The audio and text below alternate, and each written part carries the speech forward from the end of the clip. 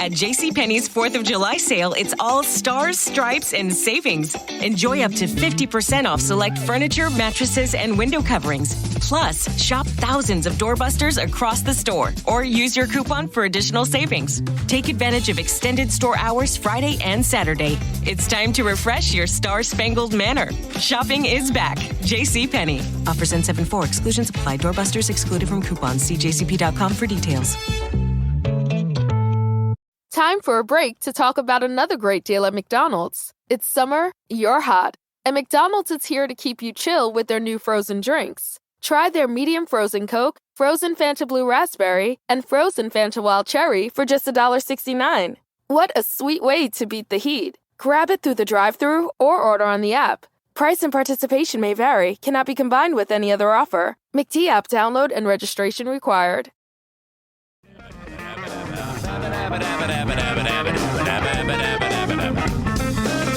Welcome in. What a day, what a day. Sun burning in again, making that hilariously ridiculous beam of lights. Wow, look at that. It's going right down my face. It looks like a special effect. Welcome into the Eric Zane Show Podcast, a daily show where I discuss news, nonsense, and my personal adventures each and every day of the work week. I must stay focused to be able to pull off what I have been doing for years now.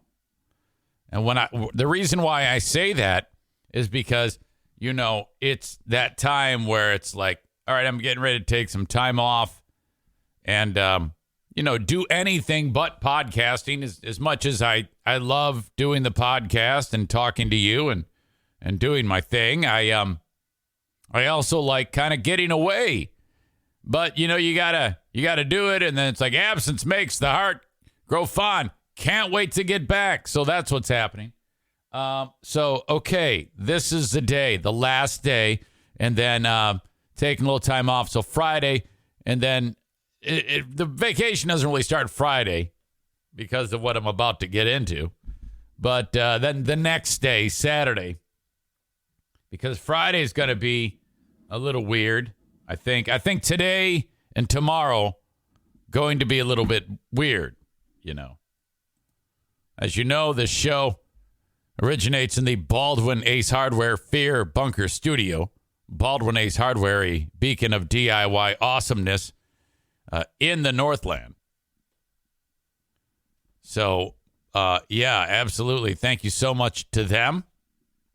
If you could, my God, please follow me on Twitter, on the Facebook page. Like me, of course, in all the usual spots. I appreciate you all for being here right now.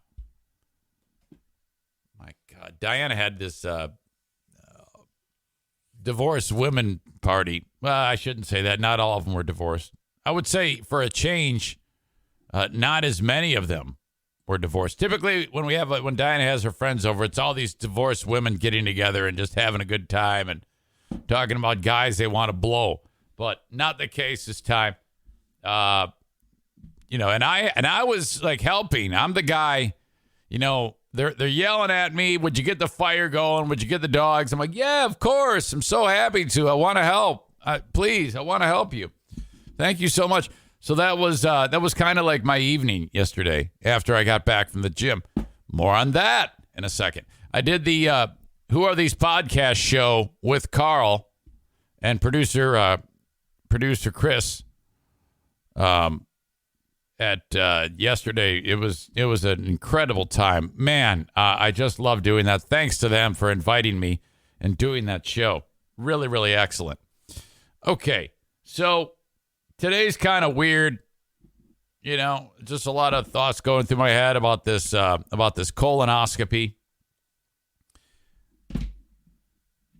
I don't know why. I mean, I've been under before with the sedation, but I don't know. I get a little bit of anxiety thinking about what is about to happen. Now, first and foremost, this is about to happen. I go to the pharmacist, and I'm like, okay, I'm here to pick up the medicine that I need to take that kind of like cleans you out And she hands me this, which looks like something that you pick up, like a bag of food at fucking Chick-fil-A or something, you know, with a side of anti-gay. And I go, well, what is this? I said, I thought it was just like, what I thought was going on was they give you like a pouch and you pour it into a gallon jug and you drink it. But I think they make it even more idiot-proof because that while that is true, and by the way, this costs no money. They actually don't charge you for it.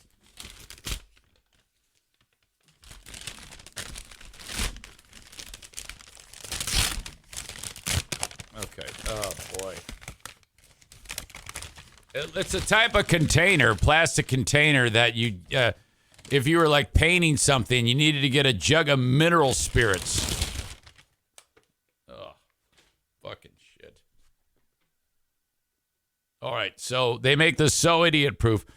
This material at the bottom, this looks like a powder. Lemon lime flavor.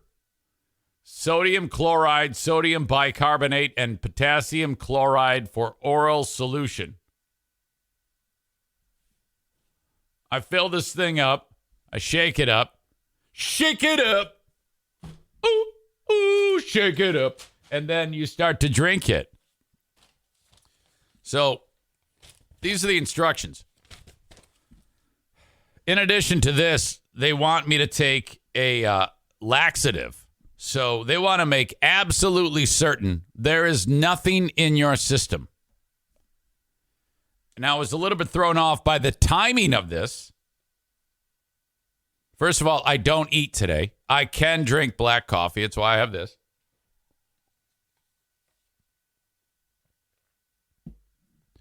On the day before your procedure, do not eat.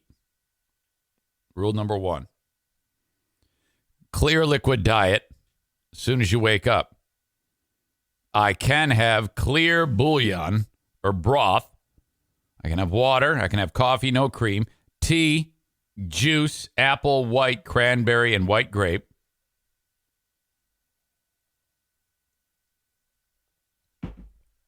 Carbonated drinks, popsicles, and Jell-O, not red.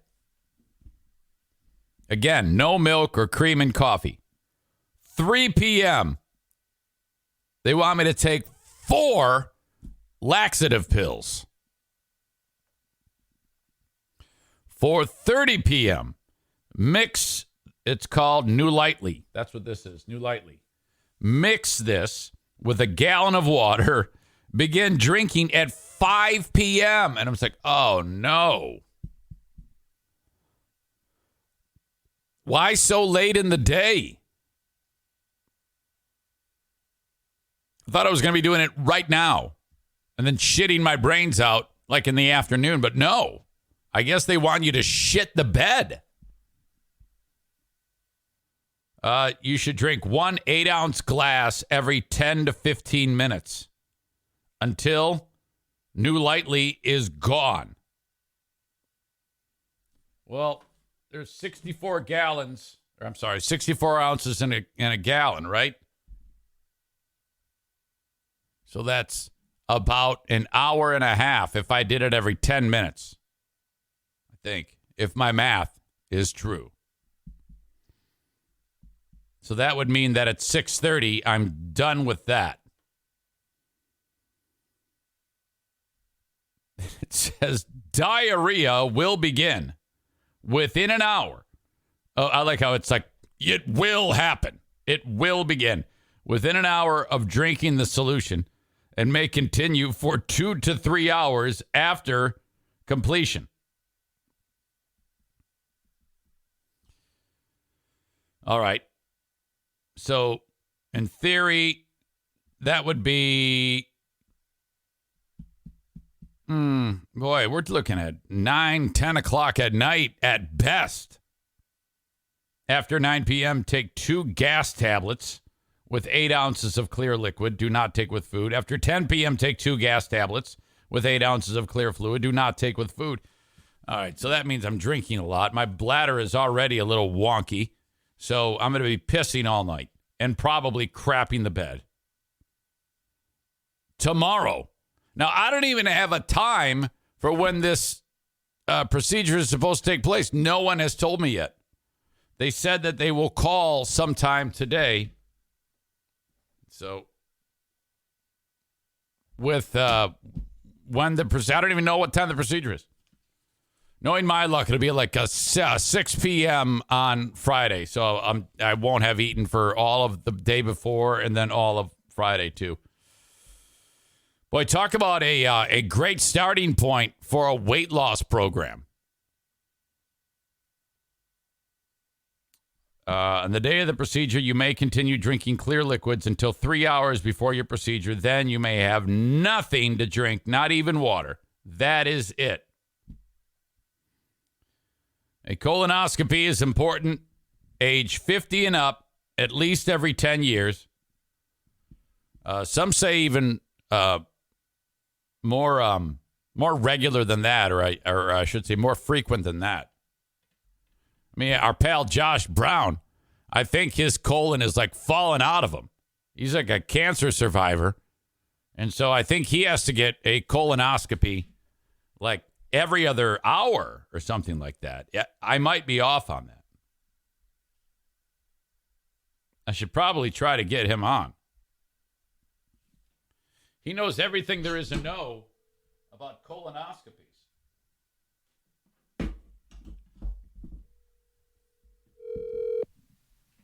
He might be sleeping. I think he works odd hours. He probably sees the phone light up and he's like, oh no, it's my turn to get yelled at.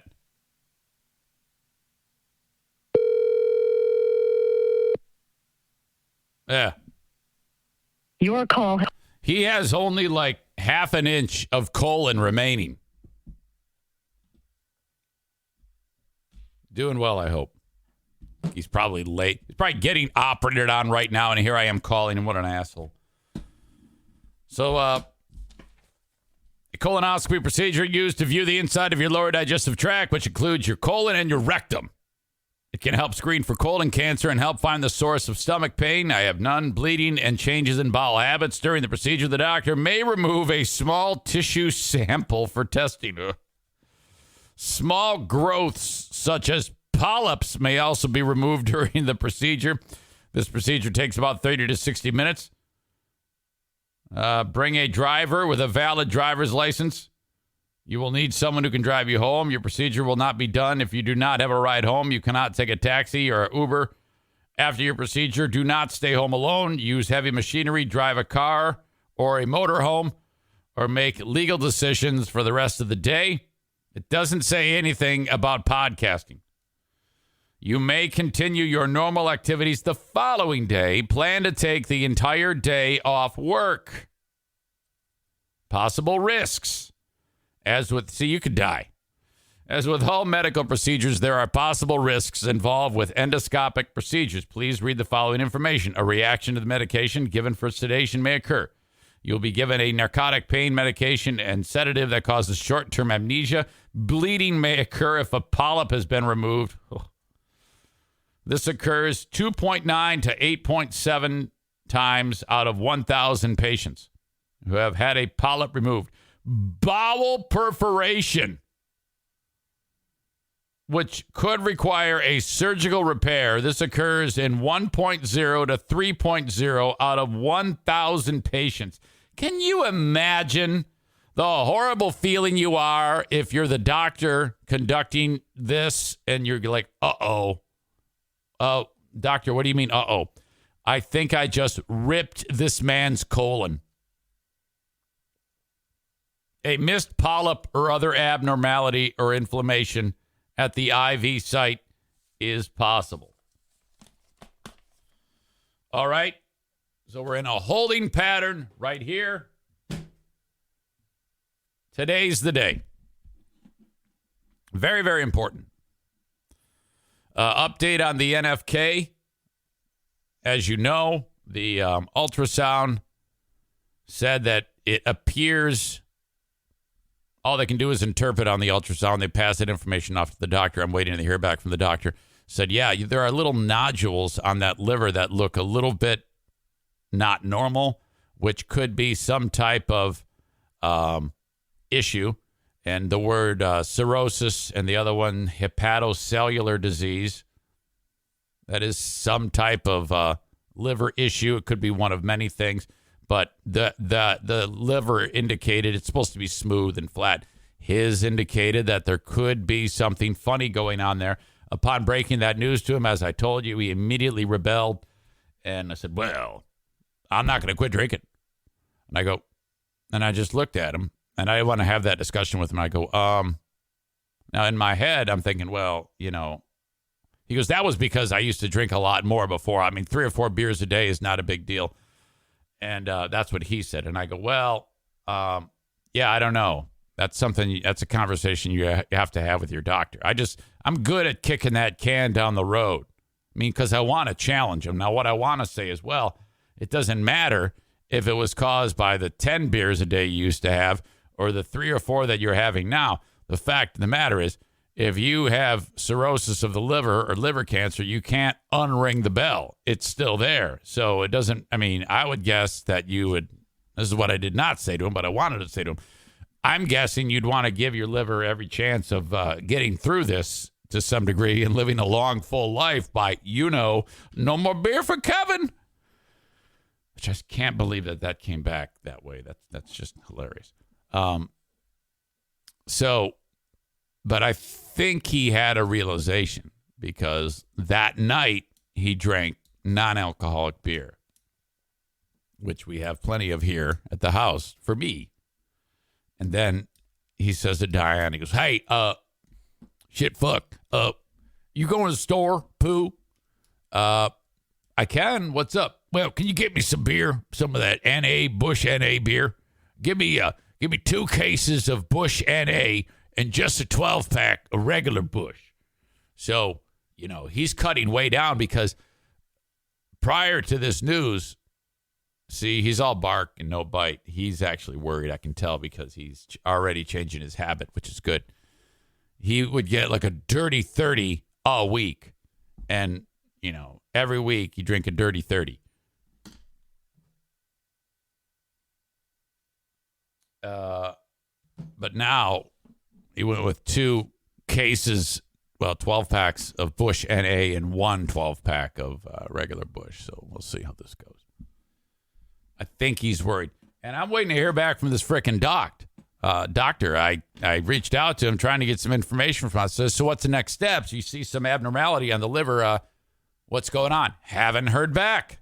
Okay. All right. So that's what's up. I want to read to you an email that I got. I reached out to this person. This is a little weird. Tell me what you think about this. Young lady, and I did a little internet sleuthery. I see she's in her early 30s, originally from a place in Michigan called Zaniac, not far from here. I believe the lady is in Cedar Springs, Michigan now, not far from here also. An email that she wrote a few months ago to me. She wrote it directly from the website. She actually went to the website. There's a spot. You click on it, and you can send me an email. And this was out of the blue. This is the only correspondence I had with her up till this morning. Subject line, thank you for sharing you. I love your voice. You remind me of home in a good way. Thank you for sharing. Thank you. Have a beautiful day and night. You're amazing. And Lord, I hear Paul Harvey vocal tones. You make me laugh. Sign, I don't even want to say, signed person. And for some reason, the hairs kind of went up on the back of my head, on the back of my neck on that deal. And I was like, well, very nice, but just, I don't know. I responded with, "Aw, very sweet. Thank you." That's it. That was February 6th. I think things have gotten off the rails since then. 3:08 a.m. Hi. Yes, I'm crazy. I know. In case they kill me, they promised they would end me. Death by suicide. They promised my marriage would end in divorce. Blank promised to divorce me if I press charges for attempted murder against his mom and sisters. If I tell the police and press charges, he will divorce me. In case they succeed, run! They will destroy the universe. Run! They threaten me if I share anything I know. They have hitmen and ties to end my life. My body holds organs to keep their grandchildren alive, and that's what's keeping them torturing me. Please end this. True colors shine. Brandon, oops, I shouldn't have said that, asked if I was ready to run away to an island with him and never return. Leave all this behind. My children matter. They had abortions, and I had miscarriages after miscarriages. They bitched about being pregnant, and I could not stay pregnant. I'm sorry. I'm a mess. Thank you for sharing your time and listening. Take care. I like your voice, and people scare me, so please and thank you. Stay away for my own safety and well-being. Both my parents died. I don't need replacements. I need what I need to feel safe. Thank you for just being you. I hate religion. I hate politics. I hate family, especially West Michigan. They suck. Everyone I've ever met, I'm disgusted with. Life as a nurse in organ transplant who quit and tried to save herself and ended up in hell for being true to me for life on out. Everyone loved the fake me. I hated me. I was never me unless I was alone, and nobody wants that person around, so I get it. I quit humanity. Take care. I hope it all falls apart. It needs to. Signed, blank. And then she sent me screenshots of all of the people on Twitter who've blocked her, including Halo Burger. Oh, no.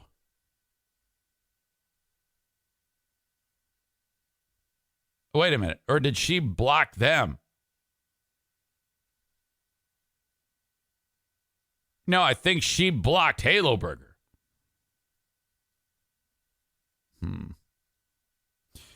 All right. So now I'm reading that to you, but I'm not like I'm not screwing with this person. I don't want anything bad to happen, for God's sake. I did look the person up on Facebook. I got a face behind all of this. Seemed to be a little doomy and gloomy, too, on the Facebook page. I wrote, "Hello, so-and-so. Do you need help?" And I followed it up. "Are you okay? I can send help if you need it." So I don't know what the hell is going on there. That sounded terrible, in my opinion. And I think you would agree. It's kind of stuck in my brain right now. It's like, what is going on? I cannot imagine having all of that instability that would cause that to happen. That is a very real thing that can take place to a person. It's quite alarming, frankly. Jesus. Chris writes, Big Burger was trying to kill her. Thank you to that person, NU1SO. I saw that person, NU1SO, had recently signed up, followed the show. I appreciate that. And then subscribe with Prime. Very, very cool. Oh, man. Amanda says, is this a bot? No, it was a direct email to me from a person. I looked it up. Okay, so hold that thought right now. This is going to take me like 5 seconds. I did not put the air conditioner on in this room, so I'm roasting. It's way too early to roast. Hang on. Don't move.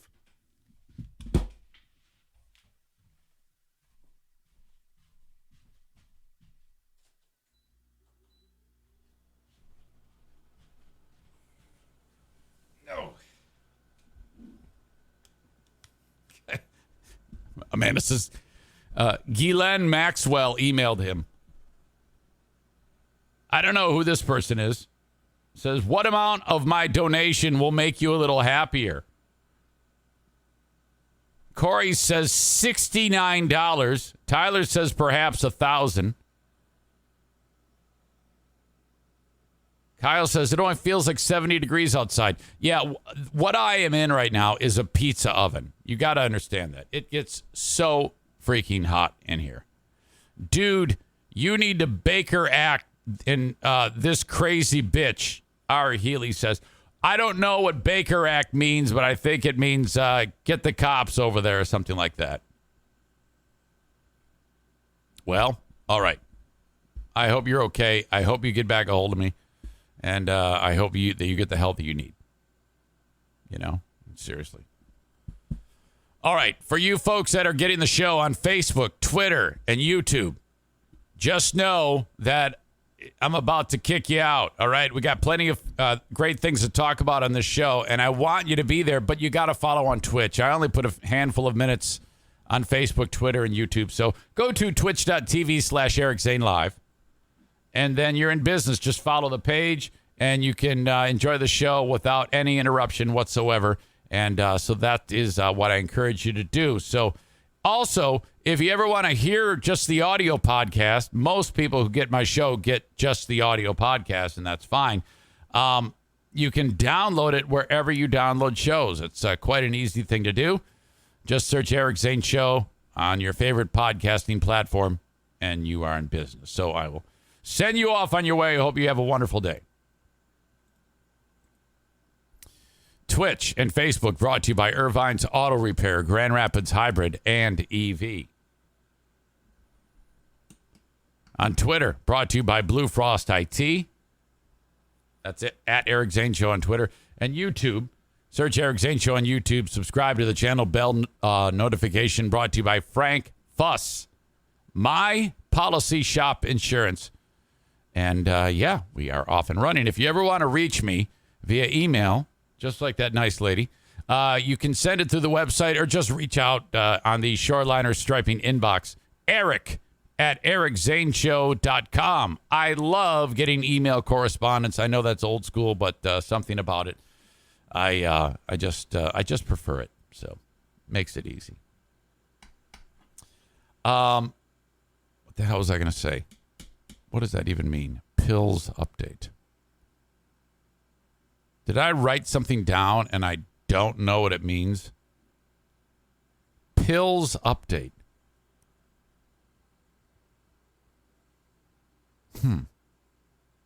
I'm stuck. No idea. Yesterday was a busy day at the gym, and Mike Ball shrugged his shoulders at me, but I am now at week 1 of this training for this freaking half marathon. Where I need to be when it comes to the actual time to get my intervals down. I'm supposed to be running about a 7:15 mile. You run hard, 7:15, take 2 minutes off, do it again at that pace. Half mile repeats even faster. They must be at 6:48 a mile pace. So that would be 3 minutes and 24 seconds for a half mile. Yesterday I did that. I did 3 minutes and 22 seconds. So you literally do a half mile, run easy for a quarter, keep moving, just slow, and then right back at it. Turn the treadmill up to 6:48 a mile, and which is like 8.8 miles an hour or something like that. And off you go, and you wash, rinse, repeat. When you start out the 16 weeks, you're just 2 1-mile repeats, and then later in the week, Wednesdays, you do 3 half-mile repeats. That's going to increase dramatically By the time we get to the real meat of the training, when we're looking at 50, 60 miles in a week of running, you're looking at about 10 of those at that pace. So you should definitely be at that pace when you start on week 1. We are there right now, which is a lot better off than what I was last year at this time. Okay? Mike, I, of course, brag about that on social media. He posts Larry David shrugging, which he's not too impressed by. I still have a long way to go, but I feel pretty good about that so far. So I'm patting myself on the back with what went on yesterday. R. Kelly, convicted yesterday. I should say sentenced, not convicted. He was already convicted. He gets 30 years behind bars. There's an article in the LA Times.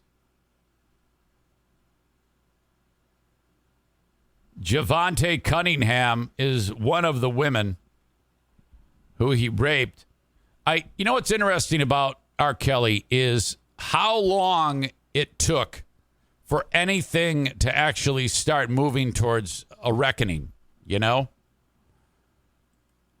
Why were all these people covering up for him? You're looking at, yes, he's a huge problem, but there is a whole army of people that are responsible for all of this behavior that helped him do what he wanted to do. And that was rape kids. Javante Cunningham says she's, like many years ago, she was raped by this guy. She's pleased with how this unfolded 30 years. She says every victim has a right to tell their story, give their account, be heard, acknowledged. I'm excited to hear what's going to happen and how our judicial system will continue to handle the justice process for us as victims. We're starting to see justice, still have more litigation to go. Yeah, he's not out of the woods yet. He's got more trials in other parts of the country. She met the guy when he was 14. And then she was a backup performer. She was involved in the docuseries Surviving R. Kelly, which is one of the things that helped. I mean, he was like hiding in plain sight, and it was the docuseries that kind of people started to like, oh, maybe we should look into this. And that's always really ridiculous when you think about, because the people who were affected by this in the first place, they were constantly talking about it, and no one would really do anything to help them. It wasn't until it became kind of like a very popular TV show or docuseries that people started to like, hey, wait a minute, maybe we should look at this, which is just ass backwards. This lady, this Cunningham, in Surviving R. Kelly, she talked about witnessing the adult singer having sex with Aaliyah when she was a child. Gross. Cunningham said that over the years, she's been bullied and intimidated by R. Kelly's fans, supporters, and the like, which are still like doing their thing to this day. And I don't understand, you know? It's kind of like our very own Amanda. You know, she blindly follows a child rapist in Michael Jackson. And no matter what you tell Amanda, she is like, no, there's no proof. Oh, come on now. Amanda is the equivalent of fans of R. Kelly. That's gotta hurt.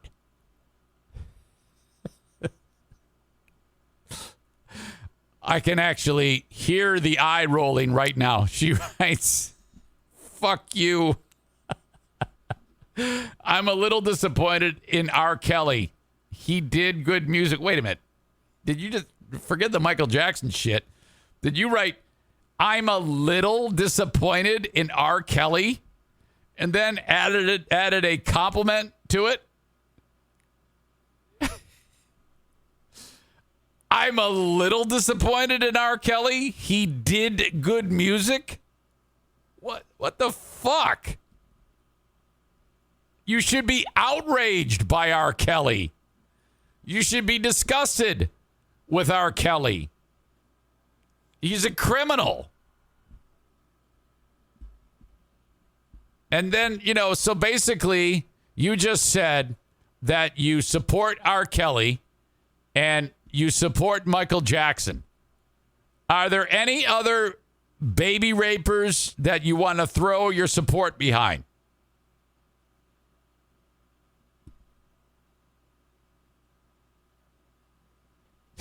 I'm a little disappointed. Yeah, I don't. She says that support the music. Yeah, I don't think you can. I don't think you can support the music. You have to pick one. You're either pro child rape or not pro child rape. Okay? You can when people do terrible things, you got to let it all go. You cannot support that person.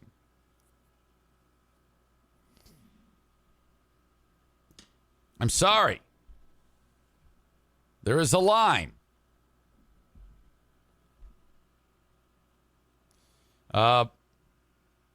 She writes, right now people are online trashing me, saying my parents are getting money and we're just doing this for glitz and glory and fame. None of that is true. None of that is true, she added. My parents have never received a dime from anyone, and my father is deceased. I haven't taken money from anyone. I'm doing this because it's right. Now, she said, healing can begin, though she won't know what that looks like until it's complete.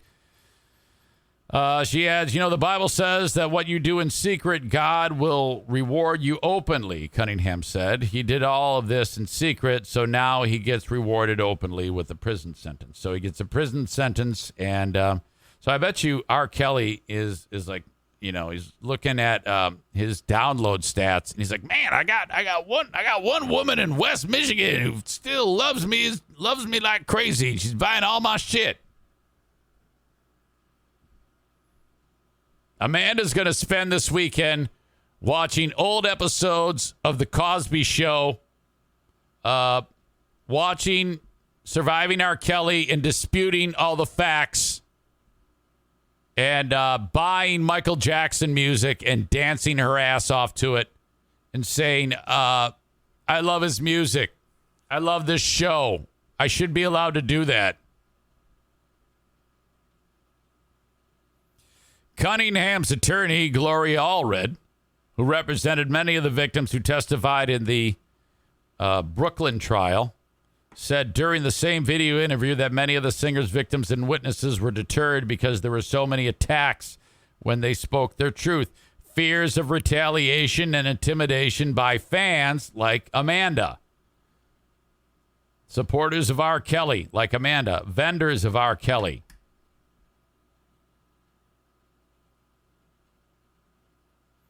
Sonia, another R. Kelly victim represented by Allred, whose last name is not being used to protect her privacy, was among those who said she experienced intimidation from people in the singer's sphere for years after awful events with him years ago in Chicago. I've been followed. I've been approached at networking events, she said, also on a Zoom call. It happened a few different times each year. She said she immediately got away from the person who was chatting with her and went off the grid for a few days. She is described as a lady wearing a lot of pink clothing and with a bag of dildos, who went by the name Amanda. Sonia was in her early 20s and interning at a radio station in Utah when she tried to snag an interview with R. Kelly, she said. He eventually said yes, but only if she would come to Chicago to talk to him. She flew there and was immediately locked in a hotel room for a few days, she said, then was finally fed something she had asked for off the hotel menu. She took 2 bites and then didn't remember how she got to a couch and said that when she came back around, Kelly was in the room with her and it was clear she had been assaulted. So basically, he poisoned her. Amanda has no problem with that because he makes good songs. I'm kidding, Amanda. Relax. You see, she writes, okay, I'm going to stop listening now. This is pissing me off. Come on, lighten up. It's a joke. You pain in the ass.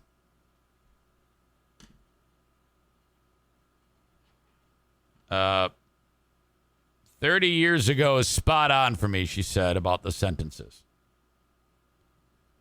I have been enduring this for almost 2 decades. I am very happy with the sentence, very happy.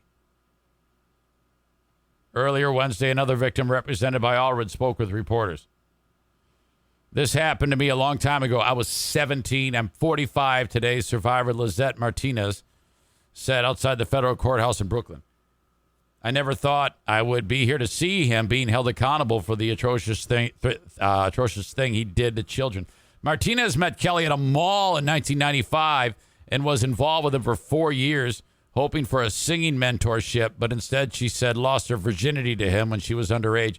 Physical, emotional, and sexual abuse followed into 1999, according to her book, Jane Doe Number 9. So I guess this guy, he would use, the under the idea of, hey, I can make you famous, and then he would rape them,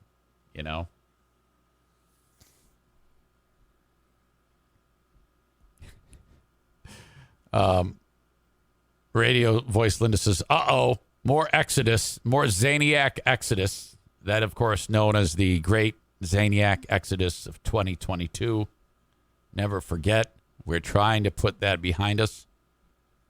Another reason why the vacation is going to come at a much-needed time.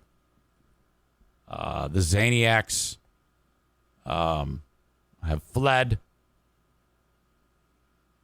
There are only 3 people on Zaniacs United. The page has died. I don't know what's going on. They have created a brand new page, Facebook page, facebook.com/Eric Zane can suck our dicks. It's all true. I understand that after I said that the first time on the Patreon, there were numerous members of the audience who went to that spot online trying to see if that was actually a thing. It might be as of now. I mean, if I wasn't so damn busy, I'd make the page myself.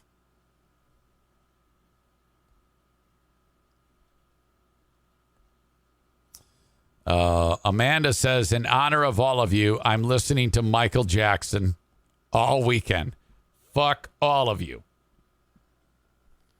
Stevie says, hey, I didn't give you shit about this, Amanda. Stevie must love child rape, too.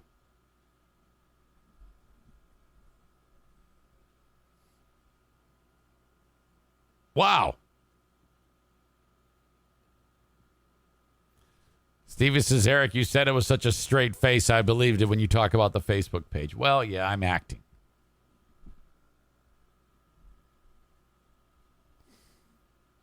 It's all good. Anyway, where was I?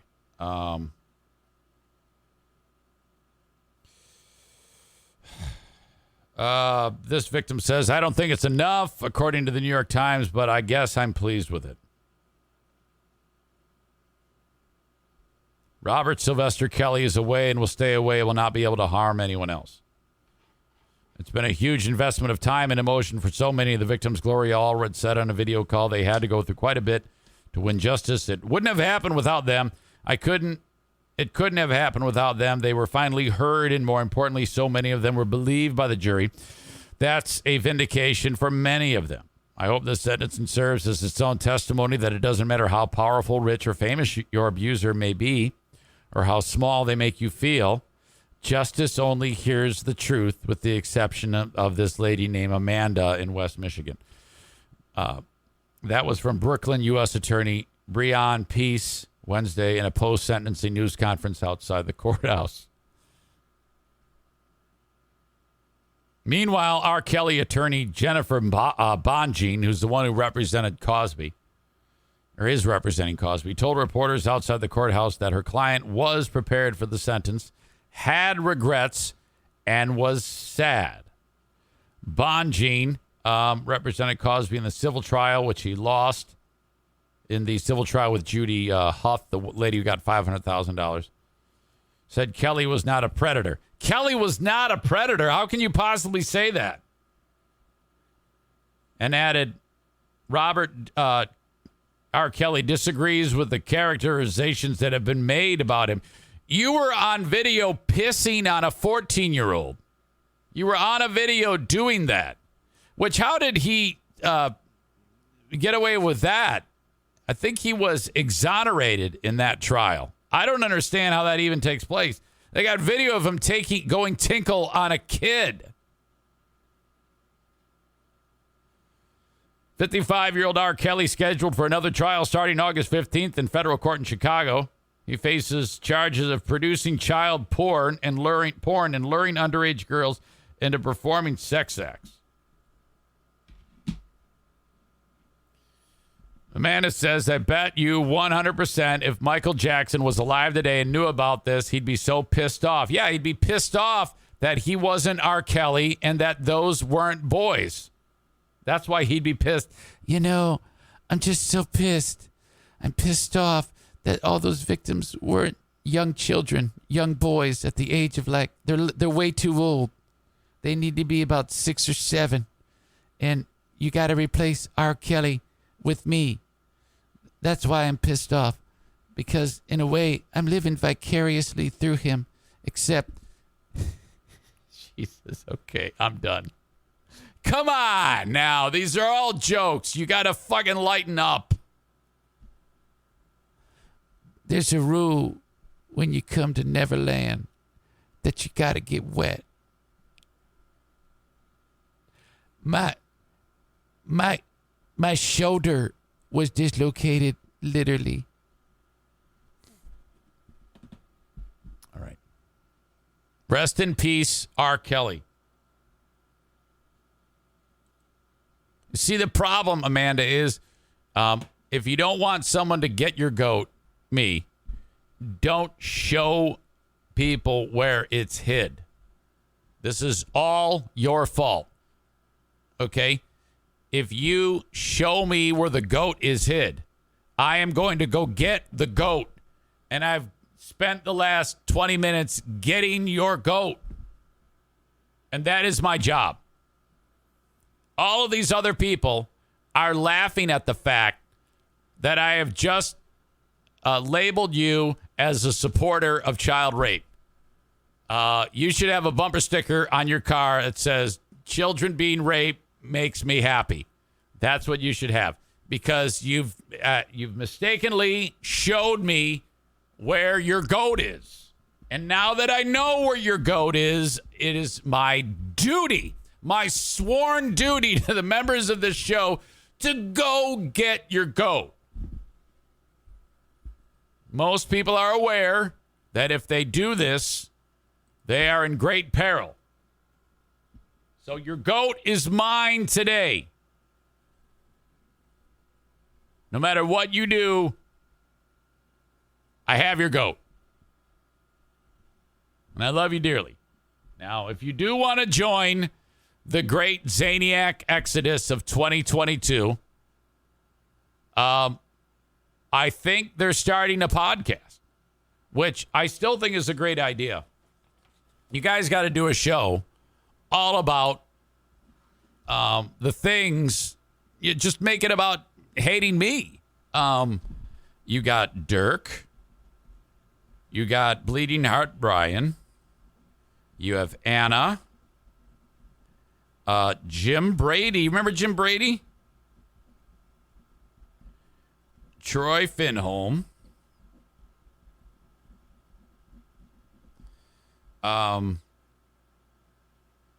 If anyone else can help me with names.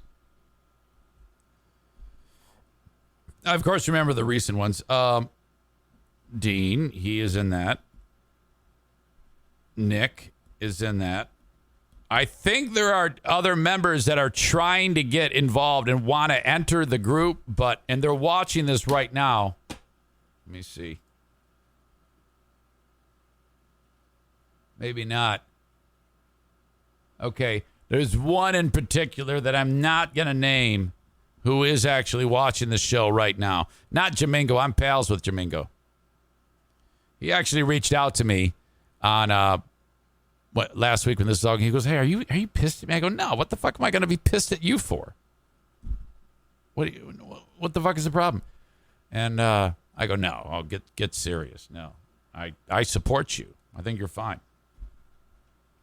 I'm not going to name the members that I think are close, very close to entering, joining the Great Zaniac Exodus of 2022.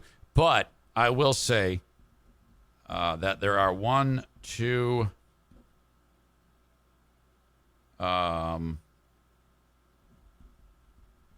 3, 4 other members. So now you've got, if those 4 come true to fruition, and I'll let you try to figure out who that is, you can speculate amongst yourselves. But hold on a second.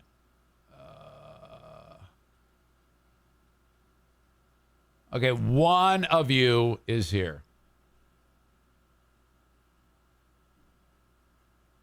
Of the 4. One of the 4 is actually watching right now.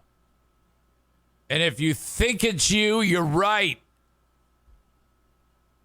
Dirk, Brian, Anna, Jim Brady, Troy Finholm, Dean, Nick. There may be others. I don't remember them. Who have now you got 1, 2, 3, 4, 5, 6, 7, with potentially 4 more. That's 11. That's 11 people. You already have tripled the audience of the Boomer Bunker. Okay?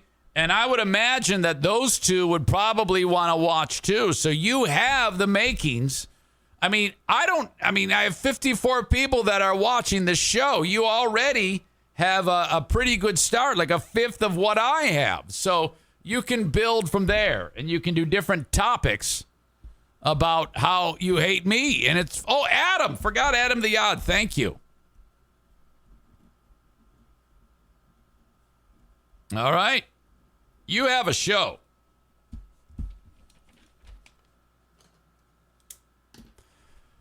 All right.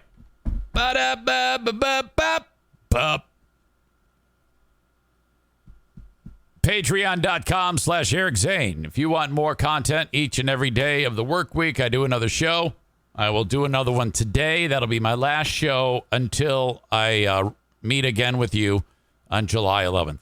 Patreon.com/Eric Zane. $5 or $10 a month.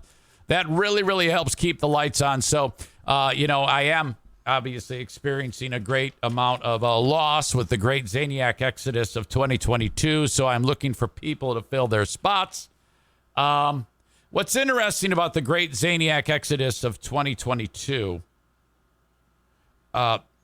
it's mostly Trumpers, which I think there's 3 that are not Trumpers. Adam the Odd, Anna, and Bleeding Heart Brian. The rest are Trumpers. That's interesting. So 1, 2, 3, 4, 5, 6, 7, 8, 9, 10, 11, 12 of you. 75% conservatives. Interesting. Sign up on Patreon, patreon.com/Eric Zane. Okay, if you are the Chibian Show, Kyle from Dumpster Divers, just know you better be logged in and ready to go. I'm starting the Zoom right now, so I should be seeing you checking in just a moment. I'm coming to you in just a handful of minutes. Kyle from Dumpster Divers is going to join us. Always a very fun time. All right, the open and live stream of this show, with 95% of it being tongue-in-cheek. Brought to you by Blue Frost IT. I would say 100% of it tongue-in-cheek. I actually don't want anybody to leave the show. I even want all these people that quit the show to... No, I can't even say that with a straight face. You just stay where you are. The open and live stream brought to you by Blue Frost IT, the online managed IT service provider for the Eric Zane Show podcast. So okay, keep this in mind. You have a small or medium-sized business. Let's say some dumbass employee does the unthinkable, and that is clicks on the link, and all of a sudden you're loaded down with malware or whatever it is, and your computer setup is being held hostage. What are you going to do? First of all, you fire the employee. What kind of idiot does that? Second of all, you reach out to Blue Frost IT, and you get that ball rolling. Now, it's probably a good idea to already have them in the fold as your managed IT service provider. That's what I do, and you should do that. But if you ever need anything like that in the West Michigan area, Blue Frost IT, info at bluefrostit.com. You can also call them 616-200-8550. They'll also work with you if you're looking to upgrade your gear. Just takes a 30-minute consultation. Find out what's up, what makes your business tick, and what your needs are, and they will handle the rest. Okay, that's part of upgrading your stuff. Otherwise, if you do it, you're going to do it wrong. You're going to buy too much, too little, the wrong stuff. Blue Frost IT. Comedy in West Michigan this weekend, fullhousecomedy.com. Comedy each and every weekend. Go see a comedy show at Full House Comedy. Venues all over the place. I think word on the street is that Big Dick Donnie Veltman may be trying to sell Howard City Lanes.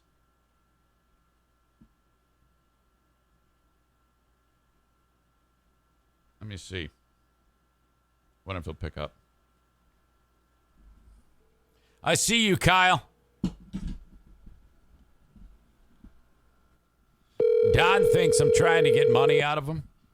So he's been letting my calls go to voicemail.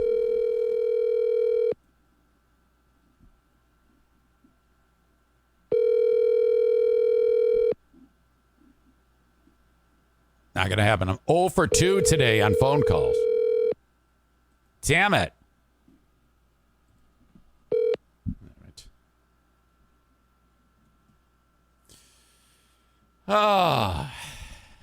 Let's see what we can do here. Kyle from Dumpster Divers, I think, is ready. He's putting. I'm watching him right now. Okay, I'm watching him. You can't see him, and it looks like he's putting final preparations. Hey, I can, Kyle. I can hear you, buddy. Is that muted? No, I can hear you. Dude. I can hear you. Okay, here's the thing. Everything is good now. I fixed the internet. I'm good on there, but these headphones you gave me, dude, they fucking suck, dude. Do you need a new pair? Yeah, I needed to get some new headphones because I fucking can't. Your voice sounds like fucked up, dude. Well, it's either the headphones or you have something that's not set correctly, Kyle. You know what? You're gonna have to call me so I can hear you. No problem. I'm gonna keep talking through this fucking mic, dude. No problem. No problem. All right. We can do that. Boom.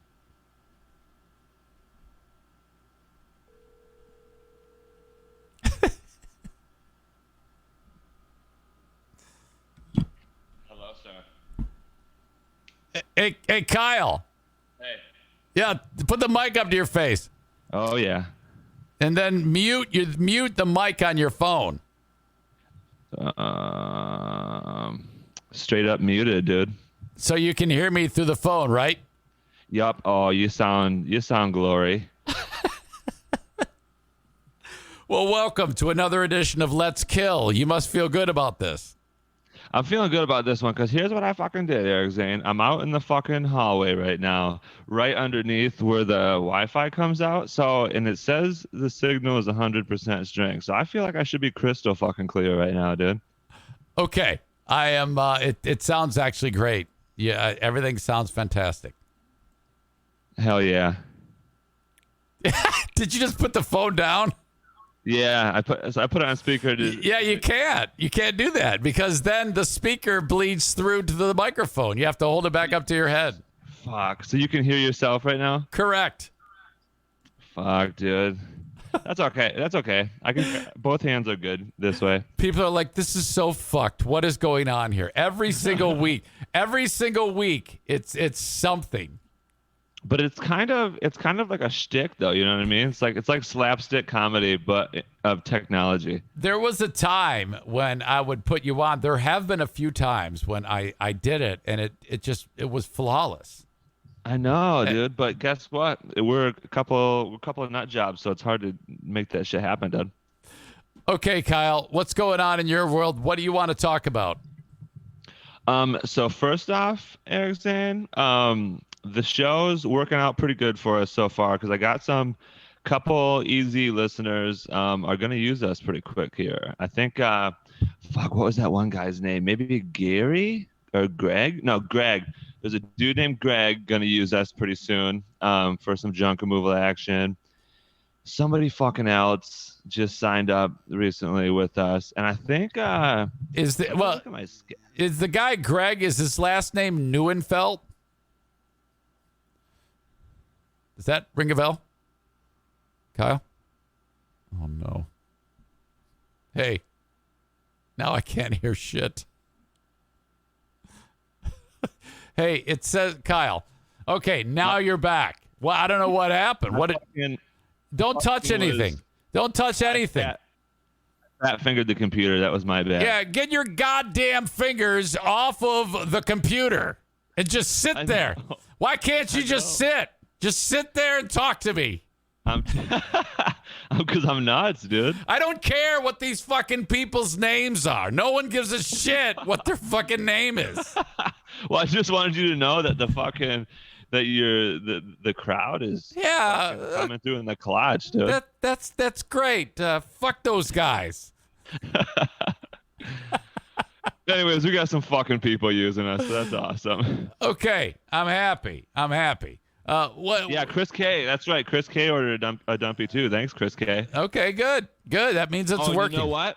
That is actually one thing I wanted to fucking mention because I forgot, dude. I almost probably started a fucking war, dude, because actually when I told you that story about seeing Chris at Myers, that was Chris B, dude. But I said Chris K accidentally, and I almost started a Chris war, dude, where they were gonna like fucking fight each other probably because I didn't mean to do that, but it happened. Yeah, so it was Chris B. I know who Chris B is, and I know who Chris K is, and so yeah. All right. Well, now that you got that all taken care of, I'm glad. I do, dude. Okay, what's cooking on your brain around the world, Kyle, that you want to get into, other than dumb stories about names of people who are renting dumpsters? Yeah, for sure. My bad about the patronization of the crowd. So here's the thing. Here's what I've learned, Eric Zane, when I'm doing the fucking Chibian show, right? I feel like I'm pretty fucking good at continually talking. You know what I mean? When I'm on the old screen ski. So here's my question, Eric Zane. When at some point in your life you're gonna have to make some decisions, and you and I are gonna have to fucking do a show together, like co-host a show, like make it a residual thing. Because here's the thing, Eric Zane, when I come on this and I do this on Thursdays, it's like I'm like a guest or whatever, so I'm all paranoid and shit about answering questions and bringing the heat. But when I'm a fucking co-host, dude, I'm pretty fucking solid. So I just feel like we're gonna have to have a show eventually, dude. Okay, so you said that when you do this, you're doing a residual show. I don't know if that's a correct usage of the term, but it fucking probably isn't. Okay, dude. All right. So what you're thinking then is you're kind of buttoned up here for some reason. You're almost maybe a little reserved, and then when you're doing your own show, though, you're an absolute dynamo. Oh, yeah, absolutely, dude. Just 100% content. I got you. Coming, just flowing through me, dude. I feel you. I like that idea. This is what you do. You have me on as a guest on you. Okay, losing fitness, gaining weight, that all hurts a person mentally. Honest to God, that can affect your relationships. It's time to turn this thing around. I want to help you feel better. And all you have to do is decide that you want to try. I want you to try this as you're trying to turn things around. It's the FitBod app. This thing is amazing. You don't need a ton of weights to do this. You can do it in your home with no weights. You can do it in the middle of nowhere like I do at Fear Bunker North. You can do it at the gym. The workouts are tailored to what you have to work with. And my gosh, they work everything. Muscles, cardiovascular system, you name it. It's time to turn it around, and I want you to do it by using the FitBod app. One of the important things about FitBod is the algorithm changes, which, you know, those are words that's kind of like above my pay grade, but it senses and knows when you're improving as you work out and updates your fitness plan as you go so that you're not like stagnating and things like that and plateauing. FitBod has figured it out, and all you have to do for less than the cost of one session with a personal trainer, you can get a full year of personalized workouts with FitBod. It integrates with your Apple Watch, Wear OS smartwatch, and apps like Apple Health, Fitbit, and Strava. Man, this is incredible. You can crush your summer fitness goals with personalized workouts from FitBod that improve as you do. Get 25% off your subscription or try out the app for free when you sign up now at fitbod.me/Zane. It's got to be fitbod.me/Zane. Try it out and see for yourself. 25% off your subscription or try it free at fitbod.me/Zane. FitBod. This week on RVER, sponsored by Progressive Insurance. Hey, Chief, we got a damaged RV on its way to the OR. Well, that sounds like a job for the new head of RV surgery. Wait, are you promoting me? Congrats, Martinez. Doctor, that RV's flatlining. Well, that sounds like a job for the new head of nursing. So you're just promoting everyone now? Yeah, kind of looks that way, doesn't it? When your RV really needs saving, Progressive has you covered. See if you could save with a leader in RV insurance. Progressive Casualty Insurance Company and affiliates, covered subject to policy terms. Your show, and then you just drive the fucking bus. That's what you do. Yeah, we do actually need to make that fucking happen, to be honest with you. All right. I'm all about it. I love being on other shows, especially ones that are bigger than mine, like yours. You know? No, dude.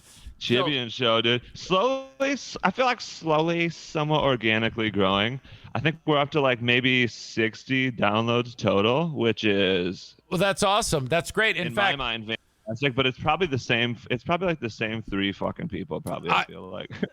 I want you to know that there is a lot of audience that is floating around that are looking for a new show. I have created, at least that's what's being speculated, the Great Zaniac Exodus of 2022. Are you fucking with the sound effects right now? Is that what you're doing? I knew it. Just fucking sit still. What the fuck? I had to do it, dude. I felt devilly. I'm sitting there talking to you, and I can hear you fumbling with the mic and shit, and I'm like, what the fuck? Sit still. All right, my bad. The Great Zaniac Exodus of 2022 is taking place, and I've got a long list of people who have quit the show. They're looking for a new place to land. So you might have. Sorry about that. Is someone walking through? Yeah, because I'm sitting in the fucking hallway because the internet sucks. Don't swear; they're gonna think you're crazy. No, it's cool. Oh fuck! All right, so what do you want to get into? Typically, you have something from the world that's been on your mind. What's going on in your world, Kyle? Oh yeah, for sure. So get this. So here's what happened this week. I had a terrible fucking dad moments. Oh, hold on. I had one of those fucking terrible dad moments. I know you were seeing some chaos fucking happening behind me. Blue, who is usually just the mother of the fucking year, just up for just awards for just dominating motherhood. Usually I go to work in the morning and, you know, she does all that shit like with Jameson and whatnot. But this week she was gone early, right? So it was just me and fucking Jameson in the morning, right? And I was like feeding him breakfast, getting him ready while I'm getting ready and stuff like that. But I'm a novice in that type of rhythm, you know what I mean? I'm just like, I don't fucking know what's going on. I'm just going to do my own thing. So I'm fucking rocking and rolling, right? Feeding Jameson, gave him some nutritious breakfast, some nutritious things in there because, you know, I'm not just going to throw him pancakes or whatever. But so this motherfucker, I gave him some chocolate milk, right? Because I'm trying to get that motherfucker more milk and whatnot. Yeah. So he was being cute as fucking hell, but he decided, he's like, what I'll do is I'll just take my little sippy cup and I'm just going to fucking toss this thing off the high chair and just kind of casually throw it off the high chair like 3 or 4 times and make it just a little bit of a mess, right, when it hits the ground. So he did that. And I'm like, Jameson, like, I'm very chill, you know what I mean? So I'm like, Jameson, come on, dude, you know? And so he drops it and I got to wipe up the little bit of chocolate milk that spills out the top. So, yeah. Anyways, on like the 3rd or 4th time I did it, I'm like, Jameson, no, dude. And like he like looked at me and like I could tell he was like, okay, dude, I fucking get it. Yeah, that's okay. So he's hearing you. Right, yeah. So that was good. So I felt confident about that. So then I took him out of the high chair and I was like cleaning up the high chair and everything like that, and you know, trying to not just leave a mess behind me, right? But this motherfucker, I overlooked the detail of where that fucking sippy cup was, and he somehow grabbed the sippy cup and then like went around what's that thing called, the counters. He went around the counter into the other part of the kitchen, and I don't really know what the fuck this kid did. I think he threw the cup straight up into the fucking air and it shattered. Well, it wasn't glass, it didn't shatter, but the top of the sippy cup catapulted off of the cup itself, and chocolate milk just went fucking everywhere, right? So not only did he get chocolate milk all over the fucking rug right in front of the sink, somehow some of it got on the. I'm not really understanding that. I'm not understanding how that happened, but anyways, chocolate milk spilled all over the fucking place, dude, right? Yeah. And I come around and I'm like, Jameson, no, you know what I mean? Yeah. And I wasn't like yelling, like, you know, like. Well, you should have been. You should have been. I would have. I would have kicked that fucker right in the face. So yeah, I wasn't trying to fucking like beat his ass or nothing, but I was just like, Jameson, no. And I think he was like still feeling the heat from the other time I said no. Yeah. So then he looked so fucking sad and like it looked like he was about to start crying, and he was like, you know, doing like that little baby. Yeah. And dude, I'm a softie. I'm too much of a softie, so I felt fucking terrible, dude. Oh. I got down on my knees and like gave him a little hug, and he was like hugged, like all nuzzled up in my neck, and he was like kind of doing the cry thing. And man, it's the first time I had to experience that. Well, yeah, that is terrible. That is probably the hardest thing any parent can do, and that is maintain, hold the line. The child learned manipulation there because the child realized that all he has to do is kind of like do what he did to get you to lower your defense, and he beat you down quite easily. So now you're fucked. The next time that happens, he's going to do the same thing, and you're going to be like, oh, God. But you can still throw him a curveball. If he tries that shit again, you can drop the elbow on him, and then, you know, you can fix, you know, it's kind of like typically if you touch a hot stove, you get burned, you pull your hand back. He's not going to do that. Because you're the hot stove, but he knows he can get what he wants. Yes, he's brilliant. He's a brilliant manipulator. Yeah, dude, he's fucking. But here's the thing, though. I think the reason I felt terrible is that he doesn't speak English yet. Like, we don't understand each other, you know what I mean? But like once that motherfucker's like 3 and like we can like talk to each other and he's fucking doing some crazy shit, dude, I'll fucking lay it down, dude.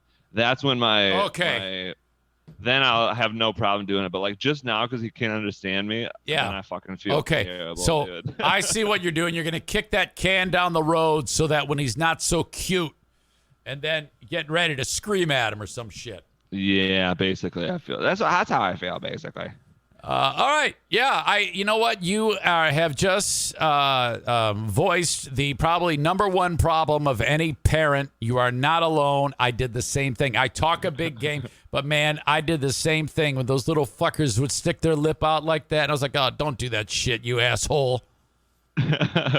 I know, dude. It was tough because that kid he's fucking cute, dude. So then, and he's always, the thing is, he gets me because he's always in like a really good mood and like laughy and smiley and like running around and shit. So he's like always good, and then when he's not good, it's like almost like I feel betrayed. You know what I mean? Like in my soul, I'm like, right. What are you doing, dude? Linda suggests that Jameson will be saying "motherfucker" at 3 years old. Dude, he might, and if he does, I'll be like, it's fine, dude. I'm like trying not to say that shit at school, dude. But if you do, fuck him. Yes. What does Blue say about this? Because is she a potty mouth like you are? Because you swear all the time. Yeah. We are not great role models for the non-swearing community, I guess you'd say.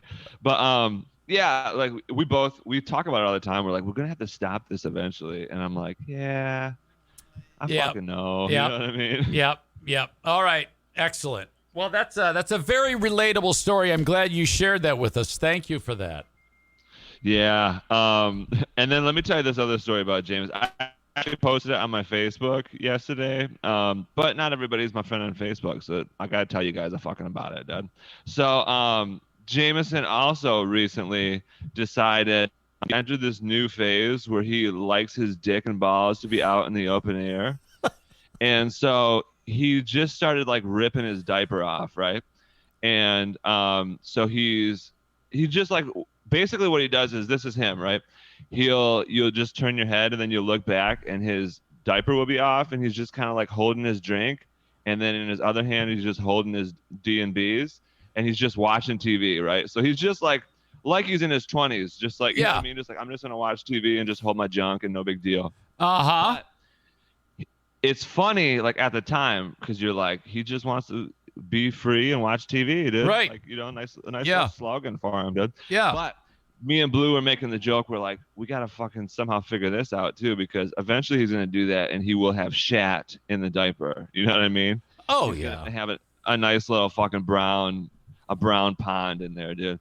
And so it happened yesterday, dude. Blue texted me and she goes, all the text says was, it happened, period. And I was like, so I texted her back because at first I was like, what the fuck? What does he mean? Or what does she mean? Like anything could have happened.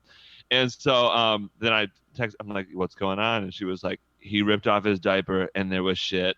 So we got a little luckskis because it wasn't like runny, so it didn't like spill all over the place. But from what it sounds like, there was like one hard nug that fell out in there and contacted the carpet, but it was hard enough where I guess it didn't make a fucking mess. No, so we did get pretty lucky. You don't even need. You just pick that up. You don't even spray anything out. Just pick it up. It's fine.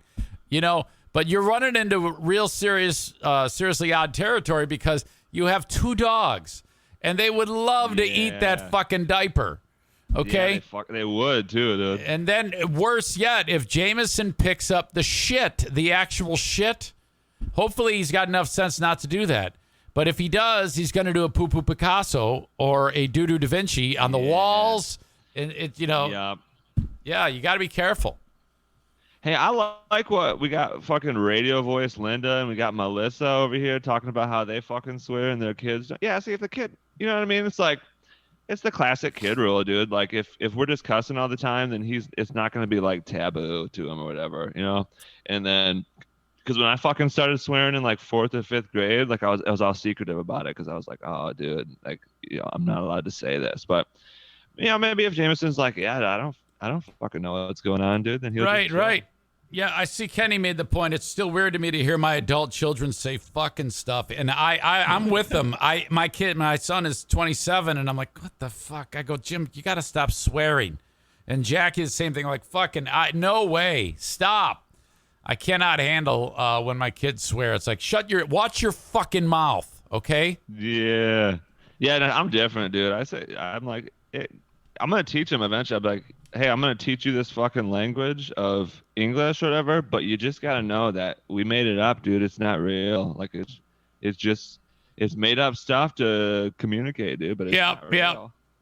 All right. You got anything else that's burning on your brain, Kyle, that you want to get out here in the open with the audience? Kind of, yes. I kind of want to fucking but I know you guys have already talked about it probably like a lot, so I don't really want to talk about it. But I am so fucking curious about what the fuck's going on with your show. I don't understand. I can't figure out why everyone's all mad and like what.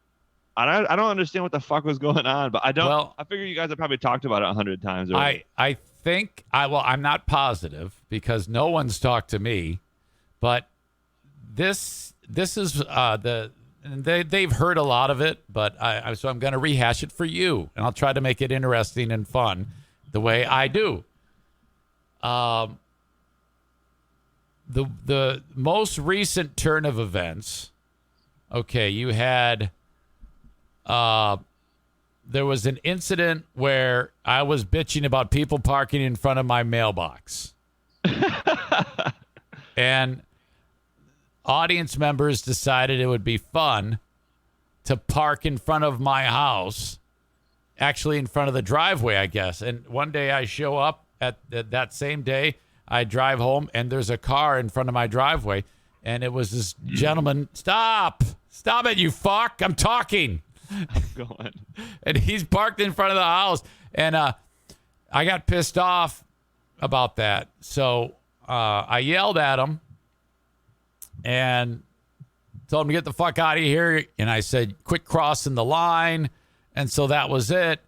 And then I got pissed off and talked about it on the podcast, made him sound like a fucking, like he was a stalker or some shit.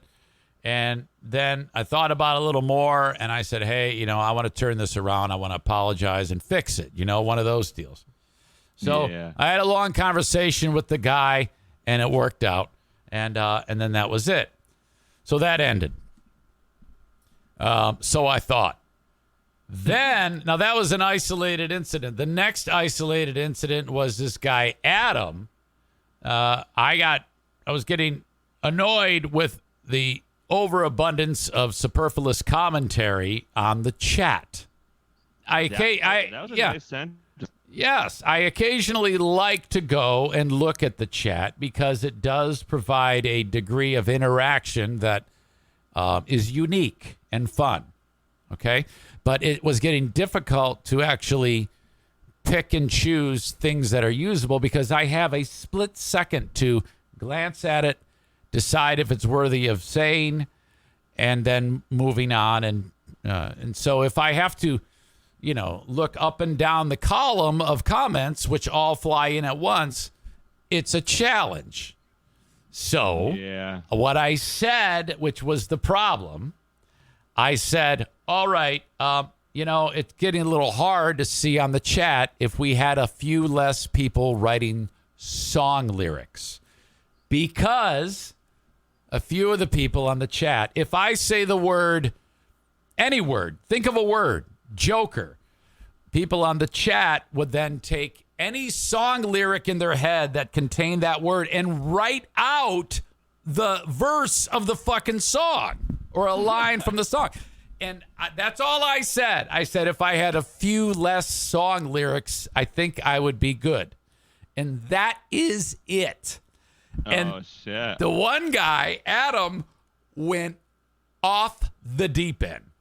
Oh, my God. He was I ruined the guy. And it was just fucking, I'm like, dude, come on.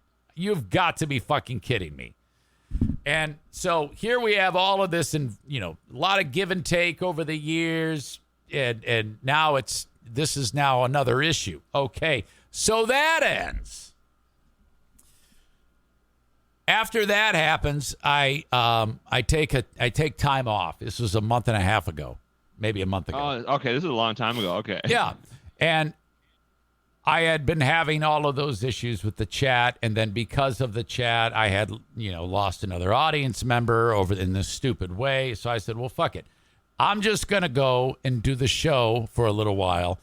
Who knows how long? Maybe forever, maybe not.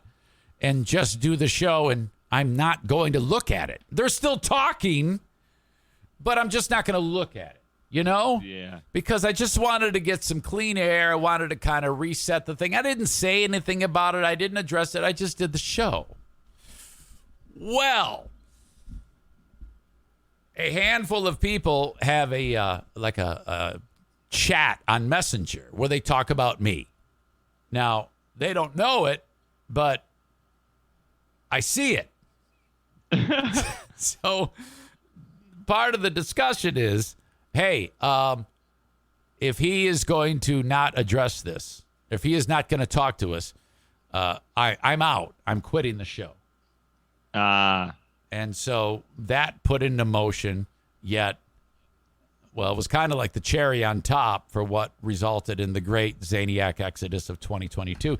Now, the one that was saying this was this gentleman named Nick, who, I mean, when it comes to supporters of the show, I can't describe anyone that was more supportive. I mean, he actually spent quite literally thousands of dollars on me. He would give people free subscriptions on here. He's been listening to me for, I mean, God knows how long, maybe decades. And because of the lack of talking about on the chat, that's it. I'm out. He canceled his Patreon. He's done. And I was like, oh my God, you have got to be kidding me. And so that was, that led to me talking about it. And then more and more people were getting pissed off. And then there was ideas. There's some people are saying that now the group is divided. And I don't know about any of that shit. Because again, no one's talked to me. No one said anything to me. And so that led to me creating the whole thing, labeling it the Great Zaniac Exodus of 2022, which is kind of tongue-in-cheek and just stupid and silly. But I don't know what the fuck to do. I mean, I'm just in here trying to do a goddamn show. And last week Friday, I sat around and I said, look, I'm not here to be anybody's best friend. I don't want any more friends. I have plenty of friends. I just want to do a show and have something that you can like and laugh along with. That's it. That's all I'm concerned with. That's all I've ever been concerned with. I just want to be able to say something that you might think is funny or interesting and enjoyable. And then that's it. That's the trade-off. I do this. You listen. Nothing more. Anything more than that, you are mistaken. So I threw that out there, and I kind of like... but back up. What made me even more pissed off was this. A week before I said that, this Dean guy, the guy who showed up at my house, remember him? And then we had a long conversation where we fixed it, and I apologized to him for overreacting. That was my thing. And he had this habit before we fixed it. He would say, he had this little jab that he throws out, and he says the same jab every time. Ooh, be careful. You might cross the line, which was my quote when he was at my house. I said, hey, quit crossing the line. So he was saying that in that chat that I can see that they didn't know that I could see. So I knew he was throwing that out there. We eventually had the conversation like men do, talked it out, and then that was it. It ended. We had one interaction at a restaurant, and he said hi to me, shook my hand, but then didn't acknowledge me in any way. I don't know. He seemed a little bit like he was not really, like it was still bothering him. I don't know. But then, again, he doesn't know that I see what he says. He's still saying, oh, yeah, look out. You might cross the line. And like that fucking pissed me off because I was like, we had already taken care of this shit, So, but I didn't say shit. I didn't say anything. For 1 week until last Friday, I called him a cunt because while I was bitching about Nick leaving the show, I said, and by the way, Dean, he can go fuck himself because this thing was over and done with, but he's still fucking reigniting the fight, so he can suck my asshole, and he's a cunt. So then he decided to say, oh, yeah, Eric stabbed me in the back again. So I was like, you motherfucker, I didn't stab you in the back. I stabbed you in the fucking face because you would not let go of this entire fucking war that we had. And so that was it. It's all back on again. It's all on the table. Everybody is pissed off. And again, no one has said a word to me. Nothing. Hey, dude. You're famous, dude. This is like fame stuff, dude. I honestly, I don't, those people that have left the show. It's, I actually am thankful that they were there, but I mean, I don't know what happened along the way that made this such an issue. It's real simple. I do a show, you listen. There's nothing more to it than that. That is it. Yeah. Whatever. I get it though. The start of the whole thing about the mailbox thing, dude. I get it though. You know what I mean? Like where you just have those weird tics that you're like, no, this is important to me, dude. Seriously, one time in high school, I broke my fucking nose in high school basketball, and after I got it fixed, like I had to wear like that cast thing on my nose for a little bit. Right. Yeah. And fucking high school, like dudes would be idiots. So like these dudes were like, they're like locked arms, like 3 or 4 of them were just going up and down the hallway, slamming people into their lockers. Nice. Yeah. And I saw these motherfuckers coming, and I yelled down, and I'm like, you better not fucking do that to me, dude. And they did. And so I turned around, and I thought they were like right behind me, and I turned around to like launch one of them across the fucking hallway. And they were Mike, who was just hanging out with us at the lockers. And I fucking like an offensive lineman playing for the Detroit Lions. I launched him across the hallway into the other fucking lockers. Oh, so fucking dude. I get it though, but that was like, for me, like that was like the mailbox thing, dude. I was like, I just like became enraged, dude. Oh, that is great. I just was like, no, fuck that, dude. That is great, man. Yeah. Well, that's it. That's basically the it in a nutshell. Okay. Well, fair enough. I mean, yeah, dude, I was just so curious because, like, you know me, I'm just always like, what the fuck's going on? So I was sitting there going, I don't know what the fuck's going on. Yeah, that was that, dude. It is what it is. When you do this, I mean, I don't want to armchair quarterback it as to why it happened or who's to blame. I mean, I that's the order of the way things happen and unfolded. I'm not gonna, look back and try to say coulda, woulda, shoulda, whatever. Sometimes it happens. One of those things, I guess. Yeah, dude. In 10 years, I'm gonna get in a controversy like this too when I have 70 viewers.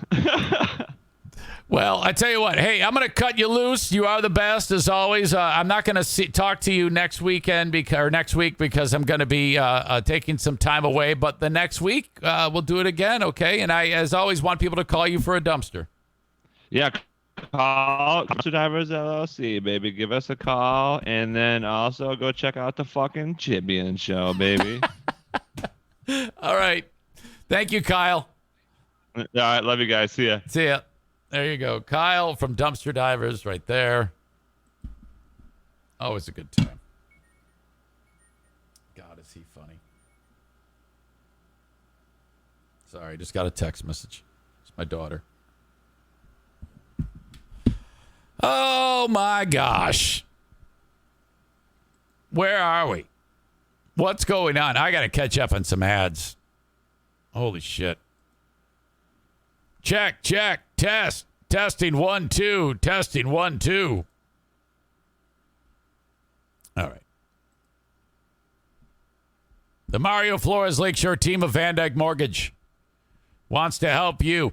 Reach out to Mario, 231-332-6505. Side note, are you bumping ahead during the ads? Do you I'm just going to skip this? Yeah, don't do that. Please. Just, because first of all, if you're driving, you gotta mess with that phone. You're listening to the audio podcast later on or whatever. Yeah, just let it ride. Just play it. It's important. It means something. It has value because you never know. All marketing is when the message meets the opportunity, I guess. The message meets the need. So you never know when I'm going to say something like, oh, yeah, shit, I got to do that. So thank you to the Mario Flores Lakeshore team of Van Dyke Mortgage, 231-332-6505. Mortgages from anywhere in the U.S. with the exception of South Carolina, Maine, Alaska, and Hawaii. 231-332-6505. Meanwhile, A&E Heating and Cooling, online at aeheatingcooling.net, 616-516-8579. If you need some major work done, you need something minor, maybe just an AC tune-up, I really have been stressing that at the start of the cooling season, you should do this. You can do that anytime, though. Get that thing tuned up and make sure it's in tip-top running condition. You should see the folks at A&E twice a year to make sure that those very important things in your home, the furnace and AC units, are running in tip-top condition so that they are the most efficient. And a tune-up does just that, makes those pieces of equipment, which are a little finicky, to be the most efficient. Energy is expensive, man. It costs a lot to keep your home warm or cool. It's going to cost more if that thing is running at a capacity well below what it should be. So call upon Joe. He'll take care of you. I promise you're going to love him. One of 3 extremely handsome gentlemen are going to be at your home. Well, 2.5 gentlemen. 2.5 on the handsome scale, maybe 3. Will be helping you. 616-516-8579. Advertise with the show. Send me an email on the Shoreliner Striping inbox, eric@ericzaneshow.com, if you want information. Irvine's Auto Repair, Grand Rapids Hybrid and EV. You know, I just saw an incredible piece. John R. sent it along to me. It's a TED Talk with some guy, TED Talk San Antonio. And, shit. It's long, so I don't want to play it all right now. But anyway, the guy, he sent it to me, he goes, Eric, this guy backs up your theory about hybrid cars. Now, first of all, let me just get this ad out of the way. Irvine's Auto Repair, Grand Rapids Hybrid and EV. If you have a regular, plain old combustion motor, if you have a hybrid, if you have an EV, and something needs to be done to that, whether it's scheduled maintenance, preventative maintenance, or you're in need of something that, oh my God, something just happened to this car and I need help, go to Irvine's Auto Repair, Grand Rapids Hybrid and EV. 616-532-6600. That is their number. If you're in the market for a car, you actually need a car, I want you to call upon Sarah Honda Granville, SERRA, HondaGranville.com. Tons of inventory, certified pre-owned and used that you can search for. Gently used, previously loved is what they say. Sometimes I heard that one being used. So if that's your thing, fine. If not, they do have some new cars in stock that you can drive off the lot. If not, you got to wait till the truck shows up with what you want. SarahHondaGranville.com. I don't know if that's ever going to change. I heard someone speculating that there will never be a day when there will be lots full of cars. I'm like, what? How can that even be? Wasn't it like a chip shortage? Isn't that what we talked about, a chip shortage for the longest time? Okay, let me see if I can pull this up. Hybrid. Aha. Yeah, it was John. This guy backs up your hybrid theory. So the guy's doing a TED Talk, and first of all, he's talking about how, remember I've talked about how EV vehicles, that just doesn't seem like right now we are at a point where if we suddenly waved a magic wand and made it so that the whole world was EVs, we'd be in the right spot when all that isn't going to happen. But he actually uses a similar analogy, which it's so similar, you're going to think that I ripped it off from him. But he actually shows a graphic of a button. If I pushed a button today and everybody had an EV, I was like, well, fuck, that's what I said. But anyway, coincidence. So I'm watching this, and he makes a point that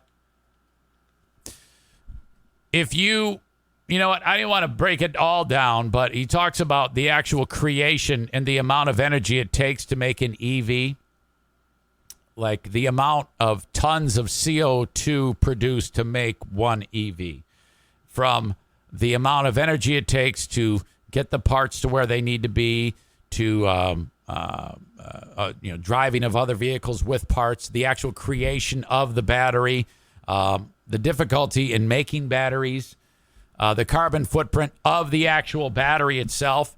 There is a debt of tons of CO2 that are produced when you actually make the one EV that is higher than that of a combustion motor. So much so that you would have to drive the vehicle for a certain amount of time, the EV, without burning any fuel, of course, to make it so that it is now producing less overall after that first penalty of CO2, tons of CO2 to make the actual vehicle. So that now you've driven it for a period of time, a few years. Now it's like, okay, now the combustion motor is in fact burning more CO2. But then there's other parts to it that show that it isn't really that practical right now. It eventually could be once technology improves so that the batteries can go longer per charge. And we're not even getting into the fact that to charge the vehicle, you're creating tons of CO2 because the energy that's being created are being made by not environmentally friendly ways. Burning coal, burning propane, burning diesel, burning any type of fossil fuel. However, as time passes, if you are charging the vehicle with renewable energy sources, now we're talking. Okay? So we're looking at decades from now. He said in the piece, in this TED Talk, he goes, however, hybrid vehicles are superior because they're their own power plant. At low speeds, it runs on the battery that is charged passively, but when the motor runs, when it needs the battery, it's like, hey, we don't need you, motor. We're going to get you from point A to point B with no motor. And if it needs a little juice, it turns on the motor, charges the battery a little more, shuts down the motor, goes in the battery. When you brake, it charges the battery. It's really brilliant. He talks about the exact same thing that I talked about on this thing. I'm going to link that up, and you can check it out on your own. It's fantastic. The thing I like most about it is he says the things that I said and agrees with me. Because, frankly, that's all I'm really interested in. It's long. Well, no, it's 14 minutes. So that isn't so long. It's a pretty quick watch. Can I even save it? Hang on a second here. Watch on YouTube. Yes. Copy. And in theory, paste. Ah. There it is. You can copy it and save it for later on, and you can watch it on your own time. Ha ha. Aram, the button theory is much better than yours, Eric. No, it's the same thing. Shut up. You guys want me to go back to making fun of Amanda for loving rape rock? He's going to be so pissed off. She's going to kick my ass. All right. Now, let me say this. To any member, I know I'm bouncing around here, but I've got senioritis. To any member of the Great Zaniac Exodus of 2022, and in theory, it goes back a few years. I will offer you amnesty. I will offer amnesty to you if you reach out to me. You know where to find me, and you apologize. I will forgive you because that's what Jesus told me what to do. Kevin and Muskegon, I don't know if Kevin and Muskegon is part of that group.